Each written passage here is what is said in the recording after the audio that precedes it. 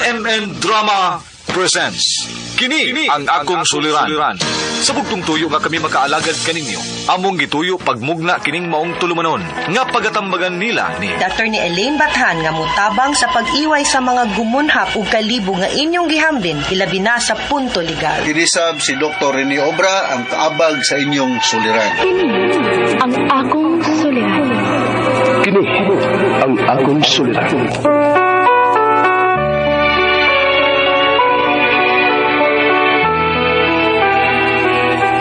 Sa atong pagkaymugso ng kalibutan, gikalawaan at ang daan sa atong suliran. Ang suliran mo'y kabahin sa itong inadlang panginabuhian. Aba na doon ay suliran nga dili mo mapasan nga ikaw ra. Nagkinahanglan kag katabang aron sa pagsulbad ni ini. Nagkinahanglan kag kahayag na mo'y mulamdag sa imong unahuna. Ug tungod ni ini, natawag kini nga atong tulumanon nga naguluhan. Kini ang akong suliran. Kini ang akong suliran.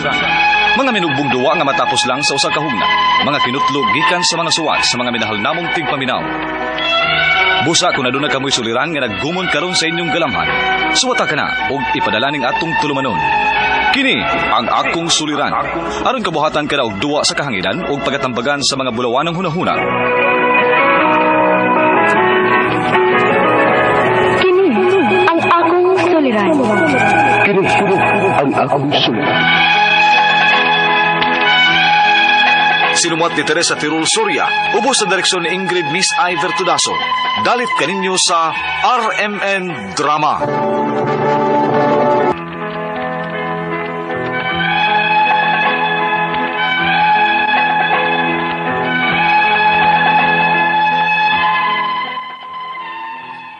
Mayong adlaw kanyong tanan nga nagpaminaw karon ning tulumanon, kini ang akong suliran. Ilabi na kaninyo Dr. Rene Obra ug Atty. Elaine Bathan. Ingon man sa mga artista nga maghatag og kinabuhi, dinhi akong suwat suliran. Tawagan ako ninyo sa pangalan nga Rumi, 50 anyos, taga Negros Oriental. Punto medikal kini akong suliran. Kabahin kini sa nahitabo sa kamot sa akong asawa. Natunok naman ta siyang isda. Pero, na problema na may noon maayo ini. Aron inyong hisabtan, ingon ini ang mga panghitabo.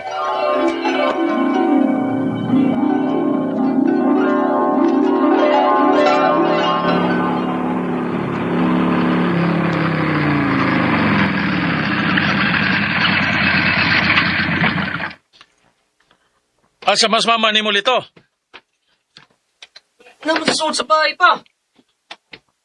Ihatag ni mama ni mo, kiningdan akong islabi. Niya palimpyuhi. Ingna nga, palaini og para sugba. Og bahala na sa uban.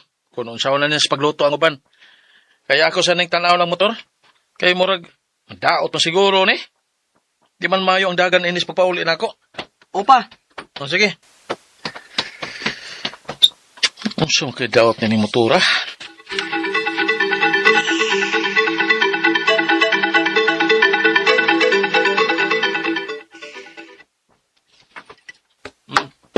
Limpyo ng isda? na, kaya limpyuhan na ng isda arome oy. Kahit kay kimbis, hait pa kay tunok. Kulay tiwas be. Kuno lang oy. Kay nag-ayo ka mangkas imong motor. Oo. Pero ako lang niya itong to sa kong mekaniko Aron sa pagsiguro. Kaya murag, doon na magkidaot ato. Yapit ko na lang kung manig padoon ako sa trabaho. Unya, okay pa ka tong ipadagan? Mada pa man. Pero ipatanaw ko lang siguro sa mekaniko. Sige. Ayaw pag-agay! Agay! Unsa maga? Natunok ko sa isda. Unsa?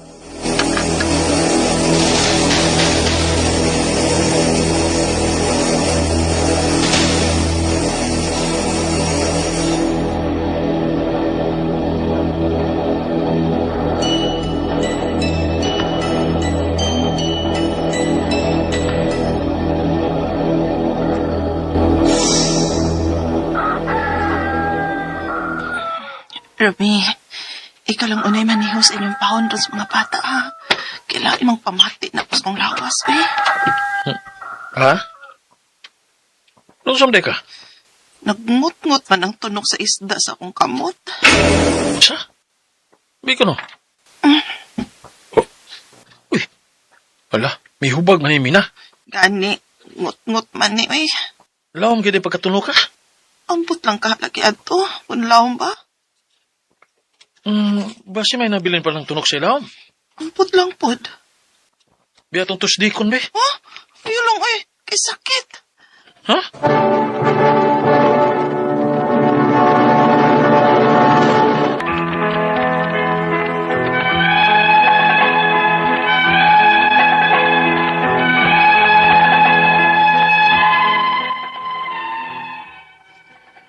Kinsa ba'y magtuo nga ang simple nga tulok sa isda, dugay ba di maayo? Mauto, nga nakadesisyon na lang ko nga ipa-check up ang kamot sa akong asawa kay mihubag naman og maayo og mingot-ngot. Ug unya, Unya pa, giyon sa naman si mama dito pag-check up sa doktor. gitanaw ang iyang tunok ug ang iyang hubag sa kamot ug giresitahan siya og antibiotic sa doktor. Maayo ang taog. Maayo na to yung kamot pare. Baong ikaw, tabang-tabang sa mga buhatonon din sa bahay, ha? Kanang kinanaan nimo ay pagsalig ni mama nimo, hugasin na. Kay dili na nato puresahon ang kamot ni mama nimo sa pagtrabaho aron nga dali maayo. Opa,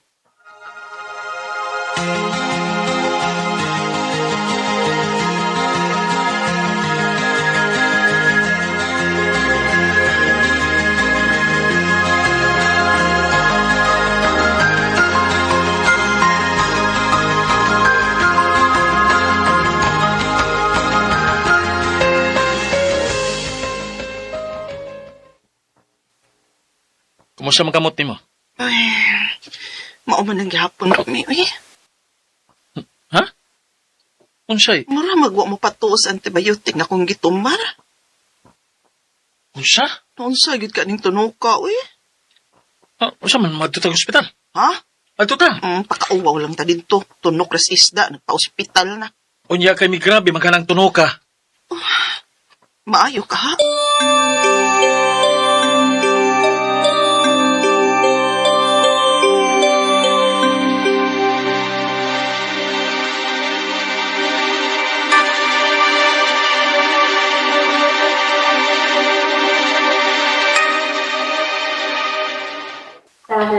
Kani kay ni hubag, magkinahanglan ni og antibiotic.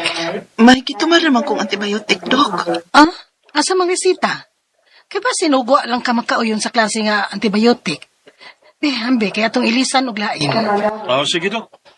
Basin tunog, wa makauyon ang akong asawa sa iyang tambal.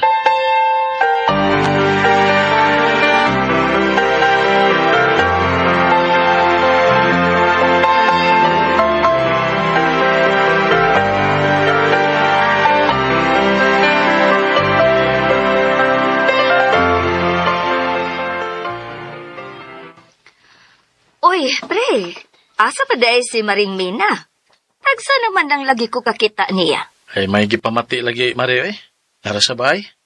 Kay naunsa man di ay siya. Natunok sa isda. Unya, mihubag ang kamot. Gipa-doktor o gipa-hospitalan ako. May gitumar na nga tambal, antibiotic, pero naapa magyapong hubag siyang kamot, gumikan sa tunok. Uy, kasuway ko anak, pre. May mga isda lang yun ba nga, kaayo ba? Unya, nagpa-second opinion ko ato. Dool ko og laing doktor. So, wayag dool ninyo og laing doktor pero mi. Mao ba?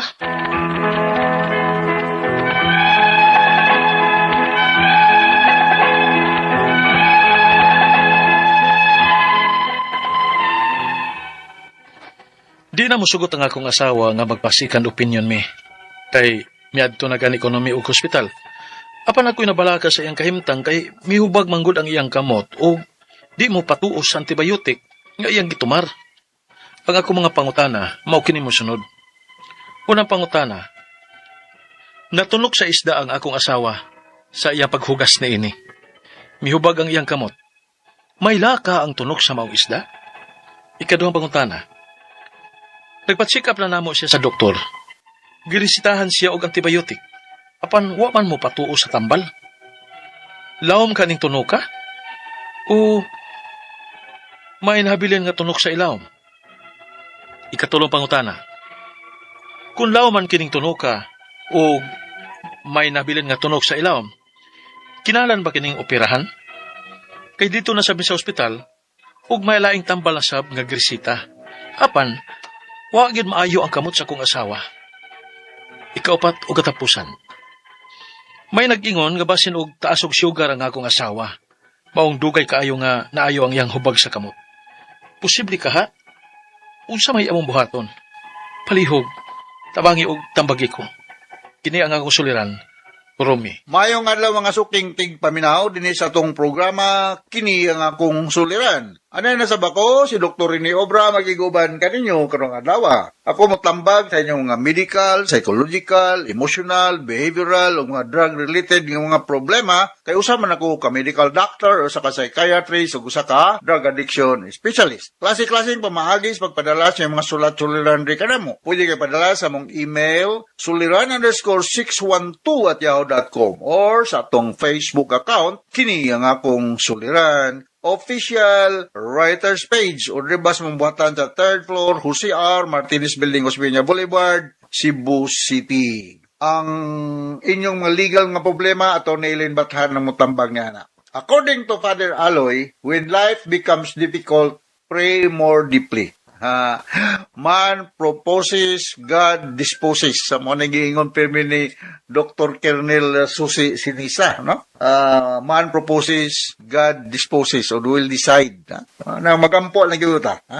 Di na mo kumuingon po nga Roman Catholic, kay daghan ba po kayong mga lain-lain magitag religion. As long as we all do believe that there is somebody supernatural who is governing above us, what is happening here down on earth, mag-guided ta, spiritually healthy ta.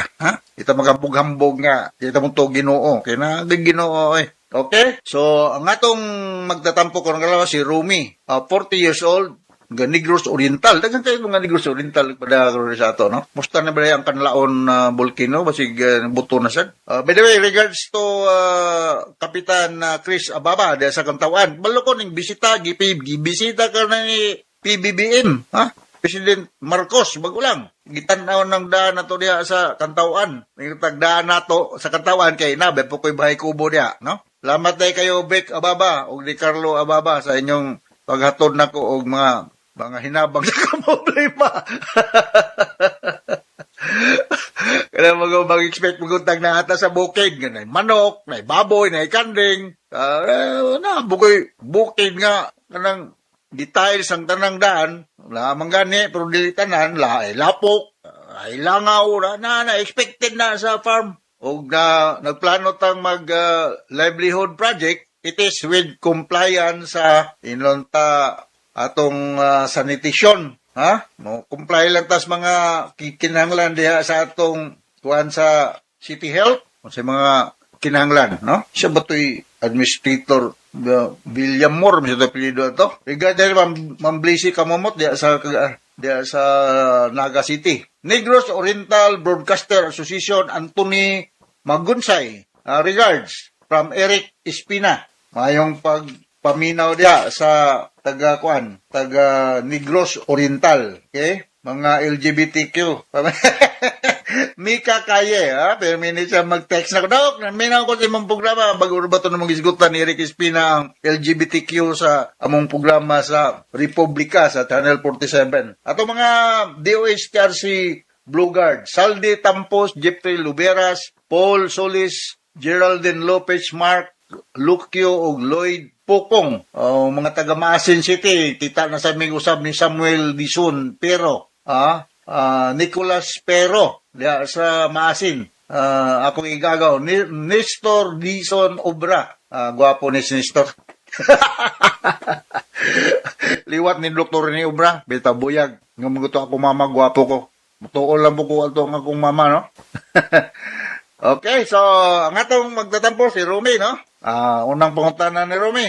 Tunok sa isda ang akong asawa sa paghugas niya ini. Nihubag man ang iyang kamot. May lakaha ang tunok sa maong isda. At nalisura po na imong pangutan na Rumi. Unggo kaila ng isda, no? Kung na ay mga isda, nga mga pero sorry, wag ko kagawa na ni mga. Basta kay, sa una kay, apel ba po ng panuan ng isda na sa suba dito sa sugod. Kami akong tiyo, mga igagaw na ko, daming Petromax. Klaseng isda ang Naamay mga isda, naamay mga daghan lagi po magkatunok na sa dagat, dahil sa tubig. Dahil tuyom, so depende sa klase sa isda. Murag mag-resort kog tubag ni mo ani-ani rom kung la batong isda kay wa ko ka kuwag unsa batong isda. Pero kung naa magani na natunok, mahimo ba og mangita mo pamaagi nga mawa or ma-pull out ba? Kung unsa may nahibilin diha sa suod sa panit sa imong asawa, katong natunok kay kuan man nimo kung mada sa ospital mag-guided man sa mga diagnostic ng mga procedure like x-ray kung unsa ka extend ang damage sa tunok, no? Ya ma-pull out kay kung dili makuha ang foreign body nga tunok sa isda, magpabilin gyud ng sakit ug ma-infected. Kinalang kuhaon gyud na siya. Kaduhang pangutana, napa-check up na namo siya og doktor. Ginisitahan siya og antibiotic apan wala man mo patuo sa tambal lawom ka ning tunok ka o nganong nahibilin nga tunok nga naay posible nahibilin nga tunok sa ilawom kay bisag unsa kang antibiotic ang imong ihatag ato sa imong asawa pero naay foreign body nahibilin sa ilawom di gina siya maayo kinahanglan yun siya kuhaon aka kay mo trigger man tug infection so kinahanglan na siyang kuhaon para nga ma-remedyohan ng problema. Ha? O kung laom-laom. Sa pag-isdaa po nga makatunok ba? Sa mga isdaa nga na kanang dili ka tutuyom? Tuyom naman kung imbalan nga sakit kayo. Naapoy mga isda nga wa man po'y piranhan ni sa to. Nandito sa laing mga naso dahil piranhan nga pertindag ko kay ngipon nga mukaon og tao. Pero kini sa ato nurgo man na, no?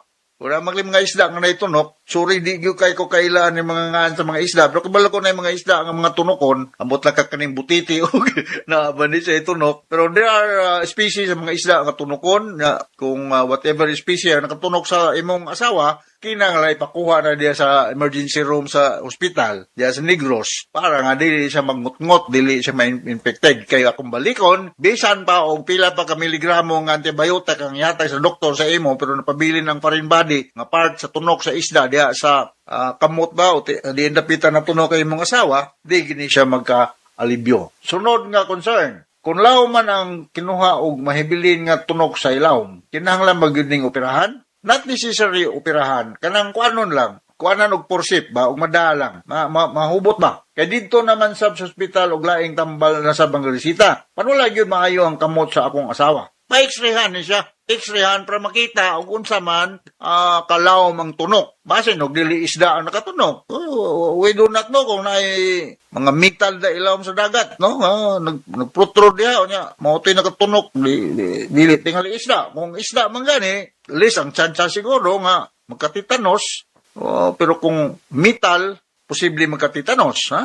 Kamatay ba yan ng titanos? Hinumdum ninong ko basta titanos na hisgutan na hinumdum na itong isyo alferes. Usa sa akong mga panday diya sa Kantaw Anaga. Disgrasya yung taon si isyo alferes sa titanos. Mo na akong ma-relate kung titanos na ang hisgutan, no? Regarding mo na mga taga-Kantawan. Okay, so x-ray. Para may balaan mo usamang kalawom ang tunok.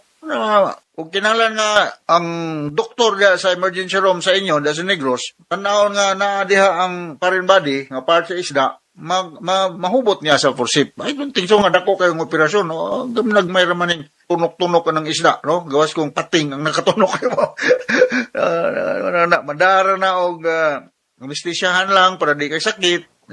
Ganito ay dili sa ko ma-recommend ha, pero ako lang ning na-experience sa mga bata pa sa ko, mga ligo mig dagat, nga naay makuan og tuyong. Sa ibay, kay mo gawas ako nung tuyong.